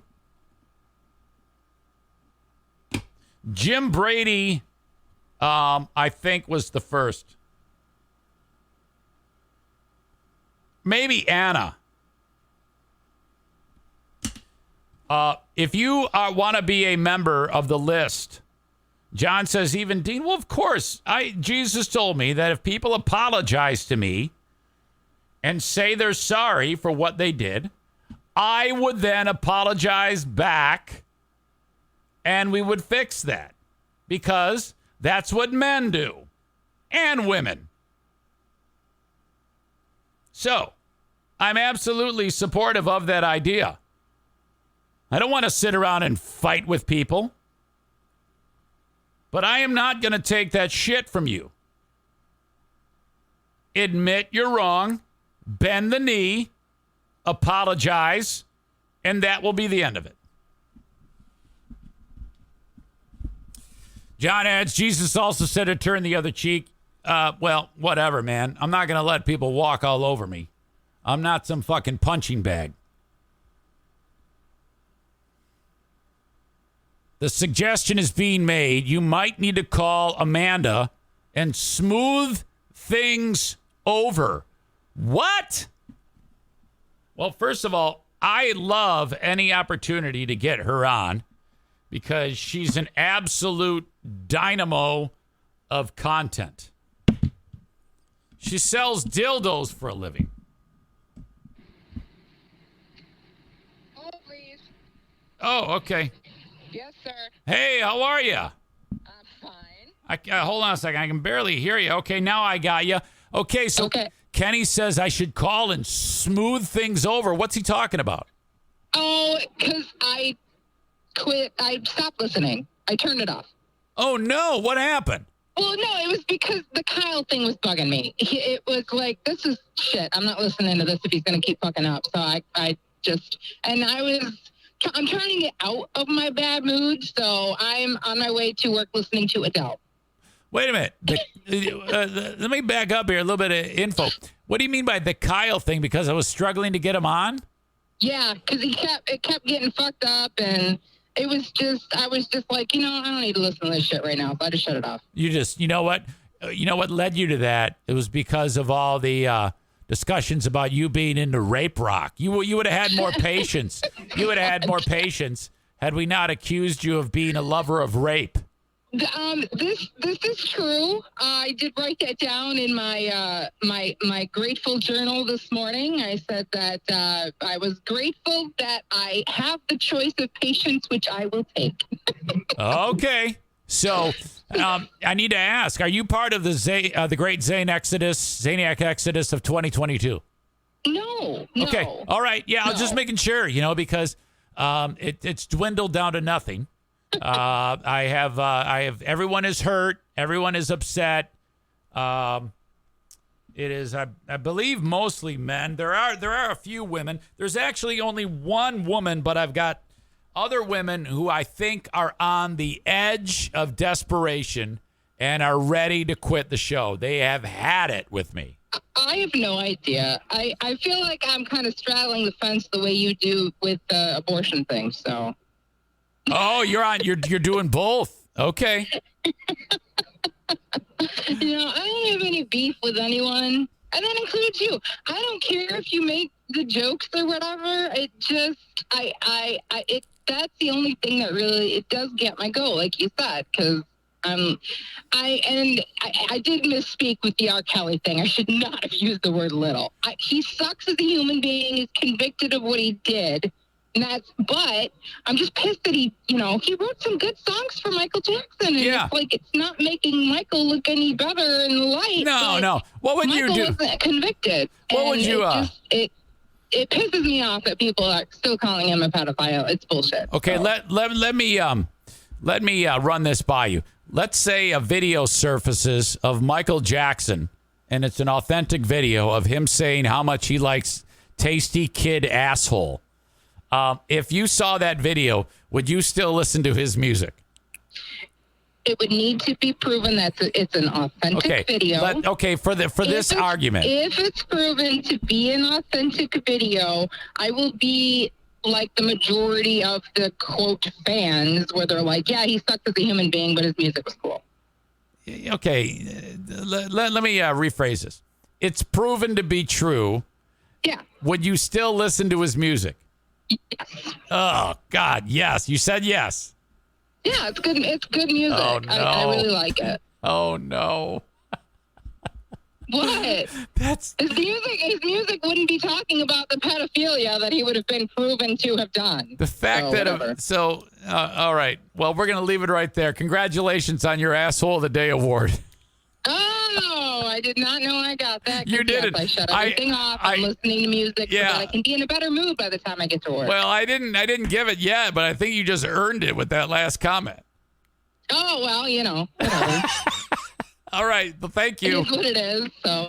All right. Have a good day. All right. Okay. See Bye. Oh, my God. Oh, that is just spectacular. Whew. Man. Wow. That is exceptional. Thank you, Amanda. All right. What the hell is going on? I talked to you about that. I've got a couple more things I want to get to, but let me just get these last few out of the way, and then I'll finish strong. Okay? That's what we're going to do. If you are without health insurance, you're making a huge mistake. Gone are the days when you throw your hands in the air and say, I just can't get it because my employer doesn't offer it, or I'm self-employed and I can't afford it. You can. It's a government program called healthcare.gov. It's been much maligned, but I've had nothing but success with it. And I think you will have. And I didn't have Frank Fuss to start. Frank Fuss will help you navigate healthcare.gov with ease for free. His services are free. Also, if you or someone you know or love utilizes Medicare or is about to because they're turning 65, you need Frank. Reach out to him. You can either text or call 616-914-4070. Mention me. Or go directly to buyinsurancehere.com. That's a site. That's just a landing spot. It's like a scheduler, if you will. So it's really quite simple. Buyinsurancehere.com. And what you do is once you get to that spot online, as you can see, this is just fill out the form. Frank will contact you as soon as possible. Your name, your address, type of insurance needed, all this shit. Tell me about your situation. And then that's where you write, this is what's up. Here's what's going on. This is what I need. Your date of birth. How did you hear about me? That's where you write that asshole Eric Zane. How do you prefer to be contacted? And then you hit submit. And then Frank does the rest. Okay? That is an exceptionally easy way to get on board with my Policy Shop Insurance. Okay? That is what's up. Thank you to Frank over there. All right. Berlin Raceway. There's racing this weekend. In fact, I'm giving away 2 5-packs of tickets if you go to my Facebook page and like the status that I just put up there. I'll draw that a little bit later on today, so you have a quick turnaround on it. Otherwise, the tickets are just $12 when you buy them online for this weekend's racing. Racing starts at 6:30, qualifying just before that. If you've never been to this, I want you to try it. Get out of your comfort zone and go check it out. Okay? It's loud. It's exhilarating. It's exciting. They put on an outstanding show there. Now, the tickets being just $12 when you buy them online, that's a great price. If anyone in your party is 15 or under, they're getting in free. That's awesome. The parking, free. You can bring a cooler if you like, with all the snacks and soft drinks you want. No glass, please. The beer is cheap, $5 a pop, unlike 12 to 14 at any other venue in town. And the dogs are cheap, $3 a dog. All sorts of different menu options, too. They got a bar there if you want. a beautiful gift shop for you. There's a band playing underneath the grandstand every Saturday. It's a freaking party. I love Berlin Raceway, and more people need to go there. BerlinRaceway.com. Get a group together and go. You're going to love it. These guys that race every week are just like you and me, okay? They work all week long, 40, 50, 60, 70 hours a week. They work on their cars whenever they can, and then they sleep and eat, and then they go to the track, and they lay it down, man, okay? They're trying to win to get enough money to buy tires. That's it, okay? They're hanging on to the dream that if they have the success that they want, they can work up to the next level of racing. So they're fighting for their proverbial lives and doing it for the fun of it at Berlin Raceway. They're your local stars on the track. BerlinRaceway.com. Love it. Okay. My last sponsor until July 11th. It's the Kent County Health Department. The excitement and joy of the Kent County Health Department. You too can experience the exhilarating action of going to accesskent.com/health and learning about immunizations. Sorry. I feel like I'm doing the previous ad. Seriously. The WIC program, you need any information about that. So you click on that. You find out how you can keep your family fed. Don't sidestep that, obviously. I know a lot of you are like too proud, but this is something that you pay in your whole life for. You should take advantage of it when the opportunity arises or the situation arises. Don't go hungry, for God's sake. AccessKent.com/health. Immunizations, everything you need to know about immunizations for your children and getting the immunizations into your child at the health department free of charge. And then also personal health services. Click on that if there's anything needed for HIV testing. AccessKent.com/health. All right.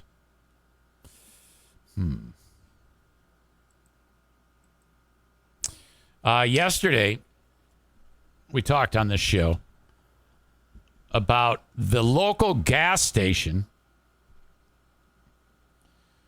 that some lady bought a bag of candy and there was a pill in it, a peel, as she says, and she was furious. What the hell happened? Is someone putting drugs inside of the packaged candy and hoping to get kids sick? She thought so. And you know who else thought so? The Black Lives Matter movement, where because of this, they had the megaphones and the morbidly obese protesters screaming and yelling that Black Lives Matter. And I was like, wait, what's going on here? Why is this? Why is this happening? So, you got like the goldfish and the Tootsie Rolls in the bag, and the owner of the store is opening up bags of candy, putting them in and selling them like $2 for $1. He's repackaging them. I think that you're not allowed to do that. Chris says, wasn't everyone involved black? I have no idea. Maybe. I know it was in an area of the town where mostly black people are, but whatever. They're doing a Black Lives Matter protest because there was pills or peels found inside of these bags. Well, there is an update. State inspectors have ordered a BP gas station to stop repackaging candy. The order comes after a mom found diabetic pills inside bags of candy sold at the BP at Eastern Avenue and Martin Luther King Street on GR's southeast side. Target 8 investigator Susan Samples reports the store's owner is issuing an apology tonight. Susan?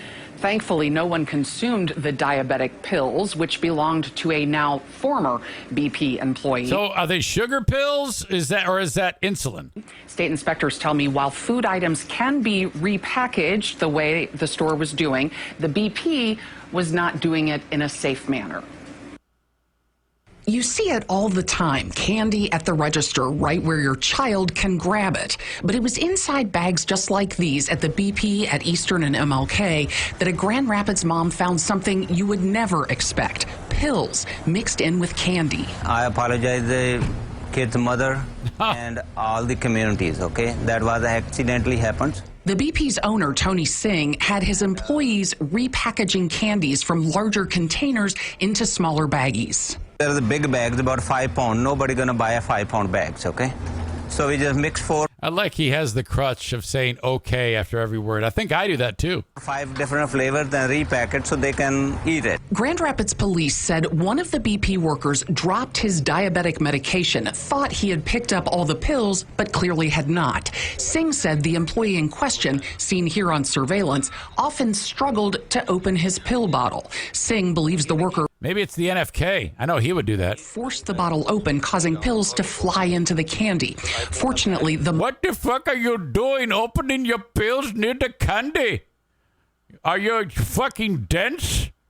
You dumb motherfucker, get out of my fucking store. Mom discovered the pills before her kids did. Who the fuck is going to open their pills while they're packaging candy? Don't you know we would have a Black Lives Matter parade with fat bitches with megaphones? If we had your stupid I could punch you in the teeth. Food inspector was here this morning. They told me to just throw all the candies. Target 8 has learned the Michigan Department of Agriculture and Rural Development issued the store a license limitation, preventing it from repackaging candies until it makes the following changes. MDARD said while stores can repackage items, the workers were not wearing the required gloves, the baggies were not labeled properly, and the store had no hand sink nearby. Kent County Commissioner Robert S. Womack said what happened is inexcusable. There are some people that have allergic reactions to certain medicines, so it's very important that we don't have gas stations making that mistake. Davion Smith, who grew up going I'd love to insult Robert, but he makes a great point. I'm not going to attack him when he doesn't do it, when he does something that's not stupid. To the BP said while this never should have happened, he hopes the store does not suffer because of it. They've been in business a long time. You don't be in business this long by being bad or by being corrupted people. Yeah, I don't think that there's any corruption here. I think this is much to do about nothing. MDARD, which oversees gas stations, says the store cannot repackage until the state visits again to ensure changes have been made. BP said it fired the employee immediately. GRPD said this appears to be accidental and no criminal charges will be filed. Get out, you dumb motherfucker! There is pissed off black bitches outside of the store, you stupid cocksucker! BP... let's see. I have run the BP store forever doing it the right way. And they don't need a dumb motherfucker the tipping over his medicine into the candy. What if a child eats a candy? The pissed off black bitch outside. She's got the megaphone.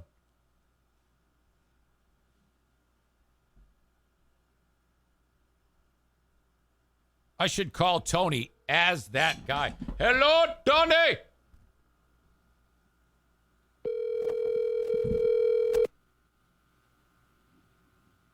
Hello. Hello, it's Tony. Hello, is Tony there? Tony? No, who is? This is Eric. How are you? My name is Eric Christ. What is Tony there? No, Tony not here. Who is the dumb motherfucker who put the medicine in the baggie? For what? The medicine in the baggie. Some dumb bitch put the medicine in the baggie. I tried to find who did it. Oh no, that's by mistake and something. That's just like a diabetes pill. Oh, okay. Everything okay? Yeah, everything okay now. I see that there is Black Lives Matter out in front of the store with the fat bitch and the megaphone. Why they there? I don't know. There's some people, but everything okay. The police take the pill. He took the over there. The doctor. Did the police shoot them? Police shoot? Did the police shoot the bitch? No. That is good. That people say, aye, Black Lives Matter. I say, shut up. He's a Tony. He's the candy. Are you? What is the candy now? Candy is no. This is like This is by mistake. Is like the guy has the deputies. Right. Yeah. Everybody is everybody okay? Friendly now. Friendly and happy now. Everybody okay now. Yeah. Okay. Yeah. Thank you. This is Tony's brother, Ronaldo. Ronaldo? Yeah, did you tell him Ronaldo called? He called me back. I have whore. Okay. Okay. Thank you. Thank you. Bye-bye. Oh, fuck.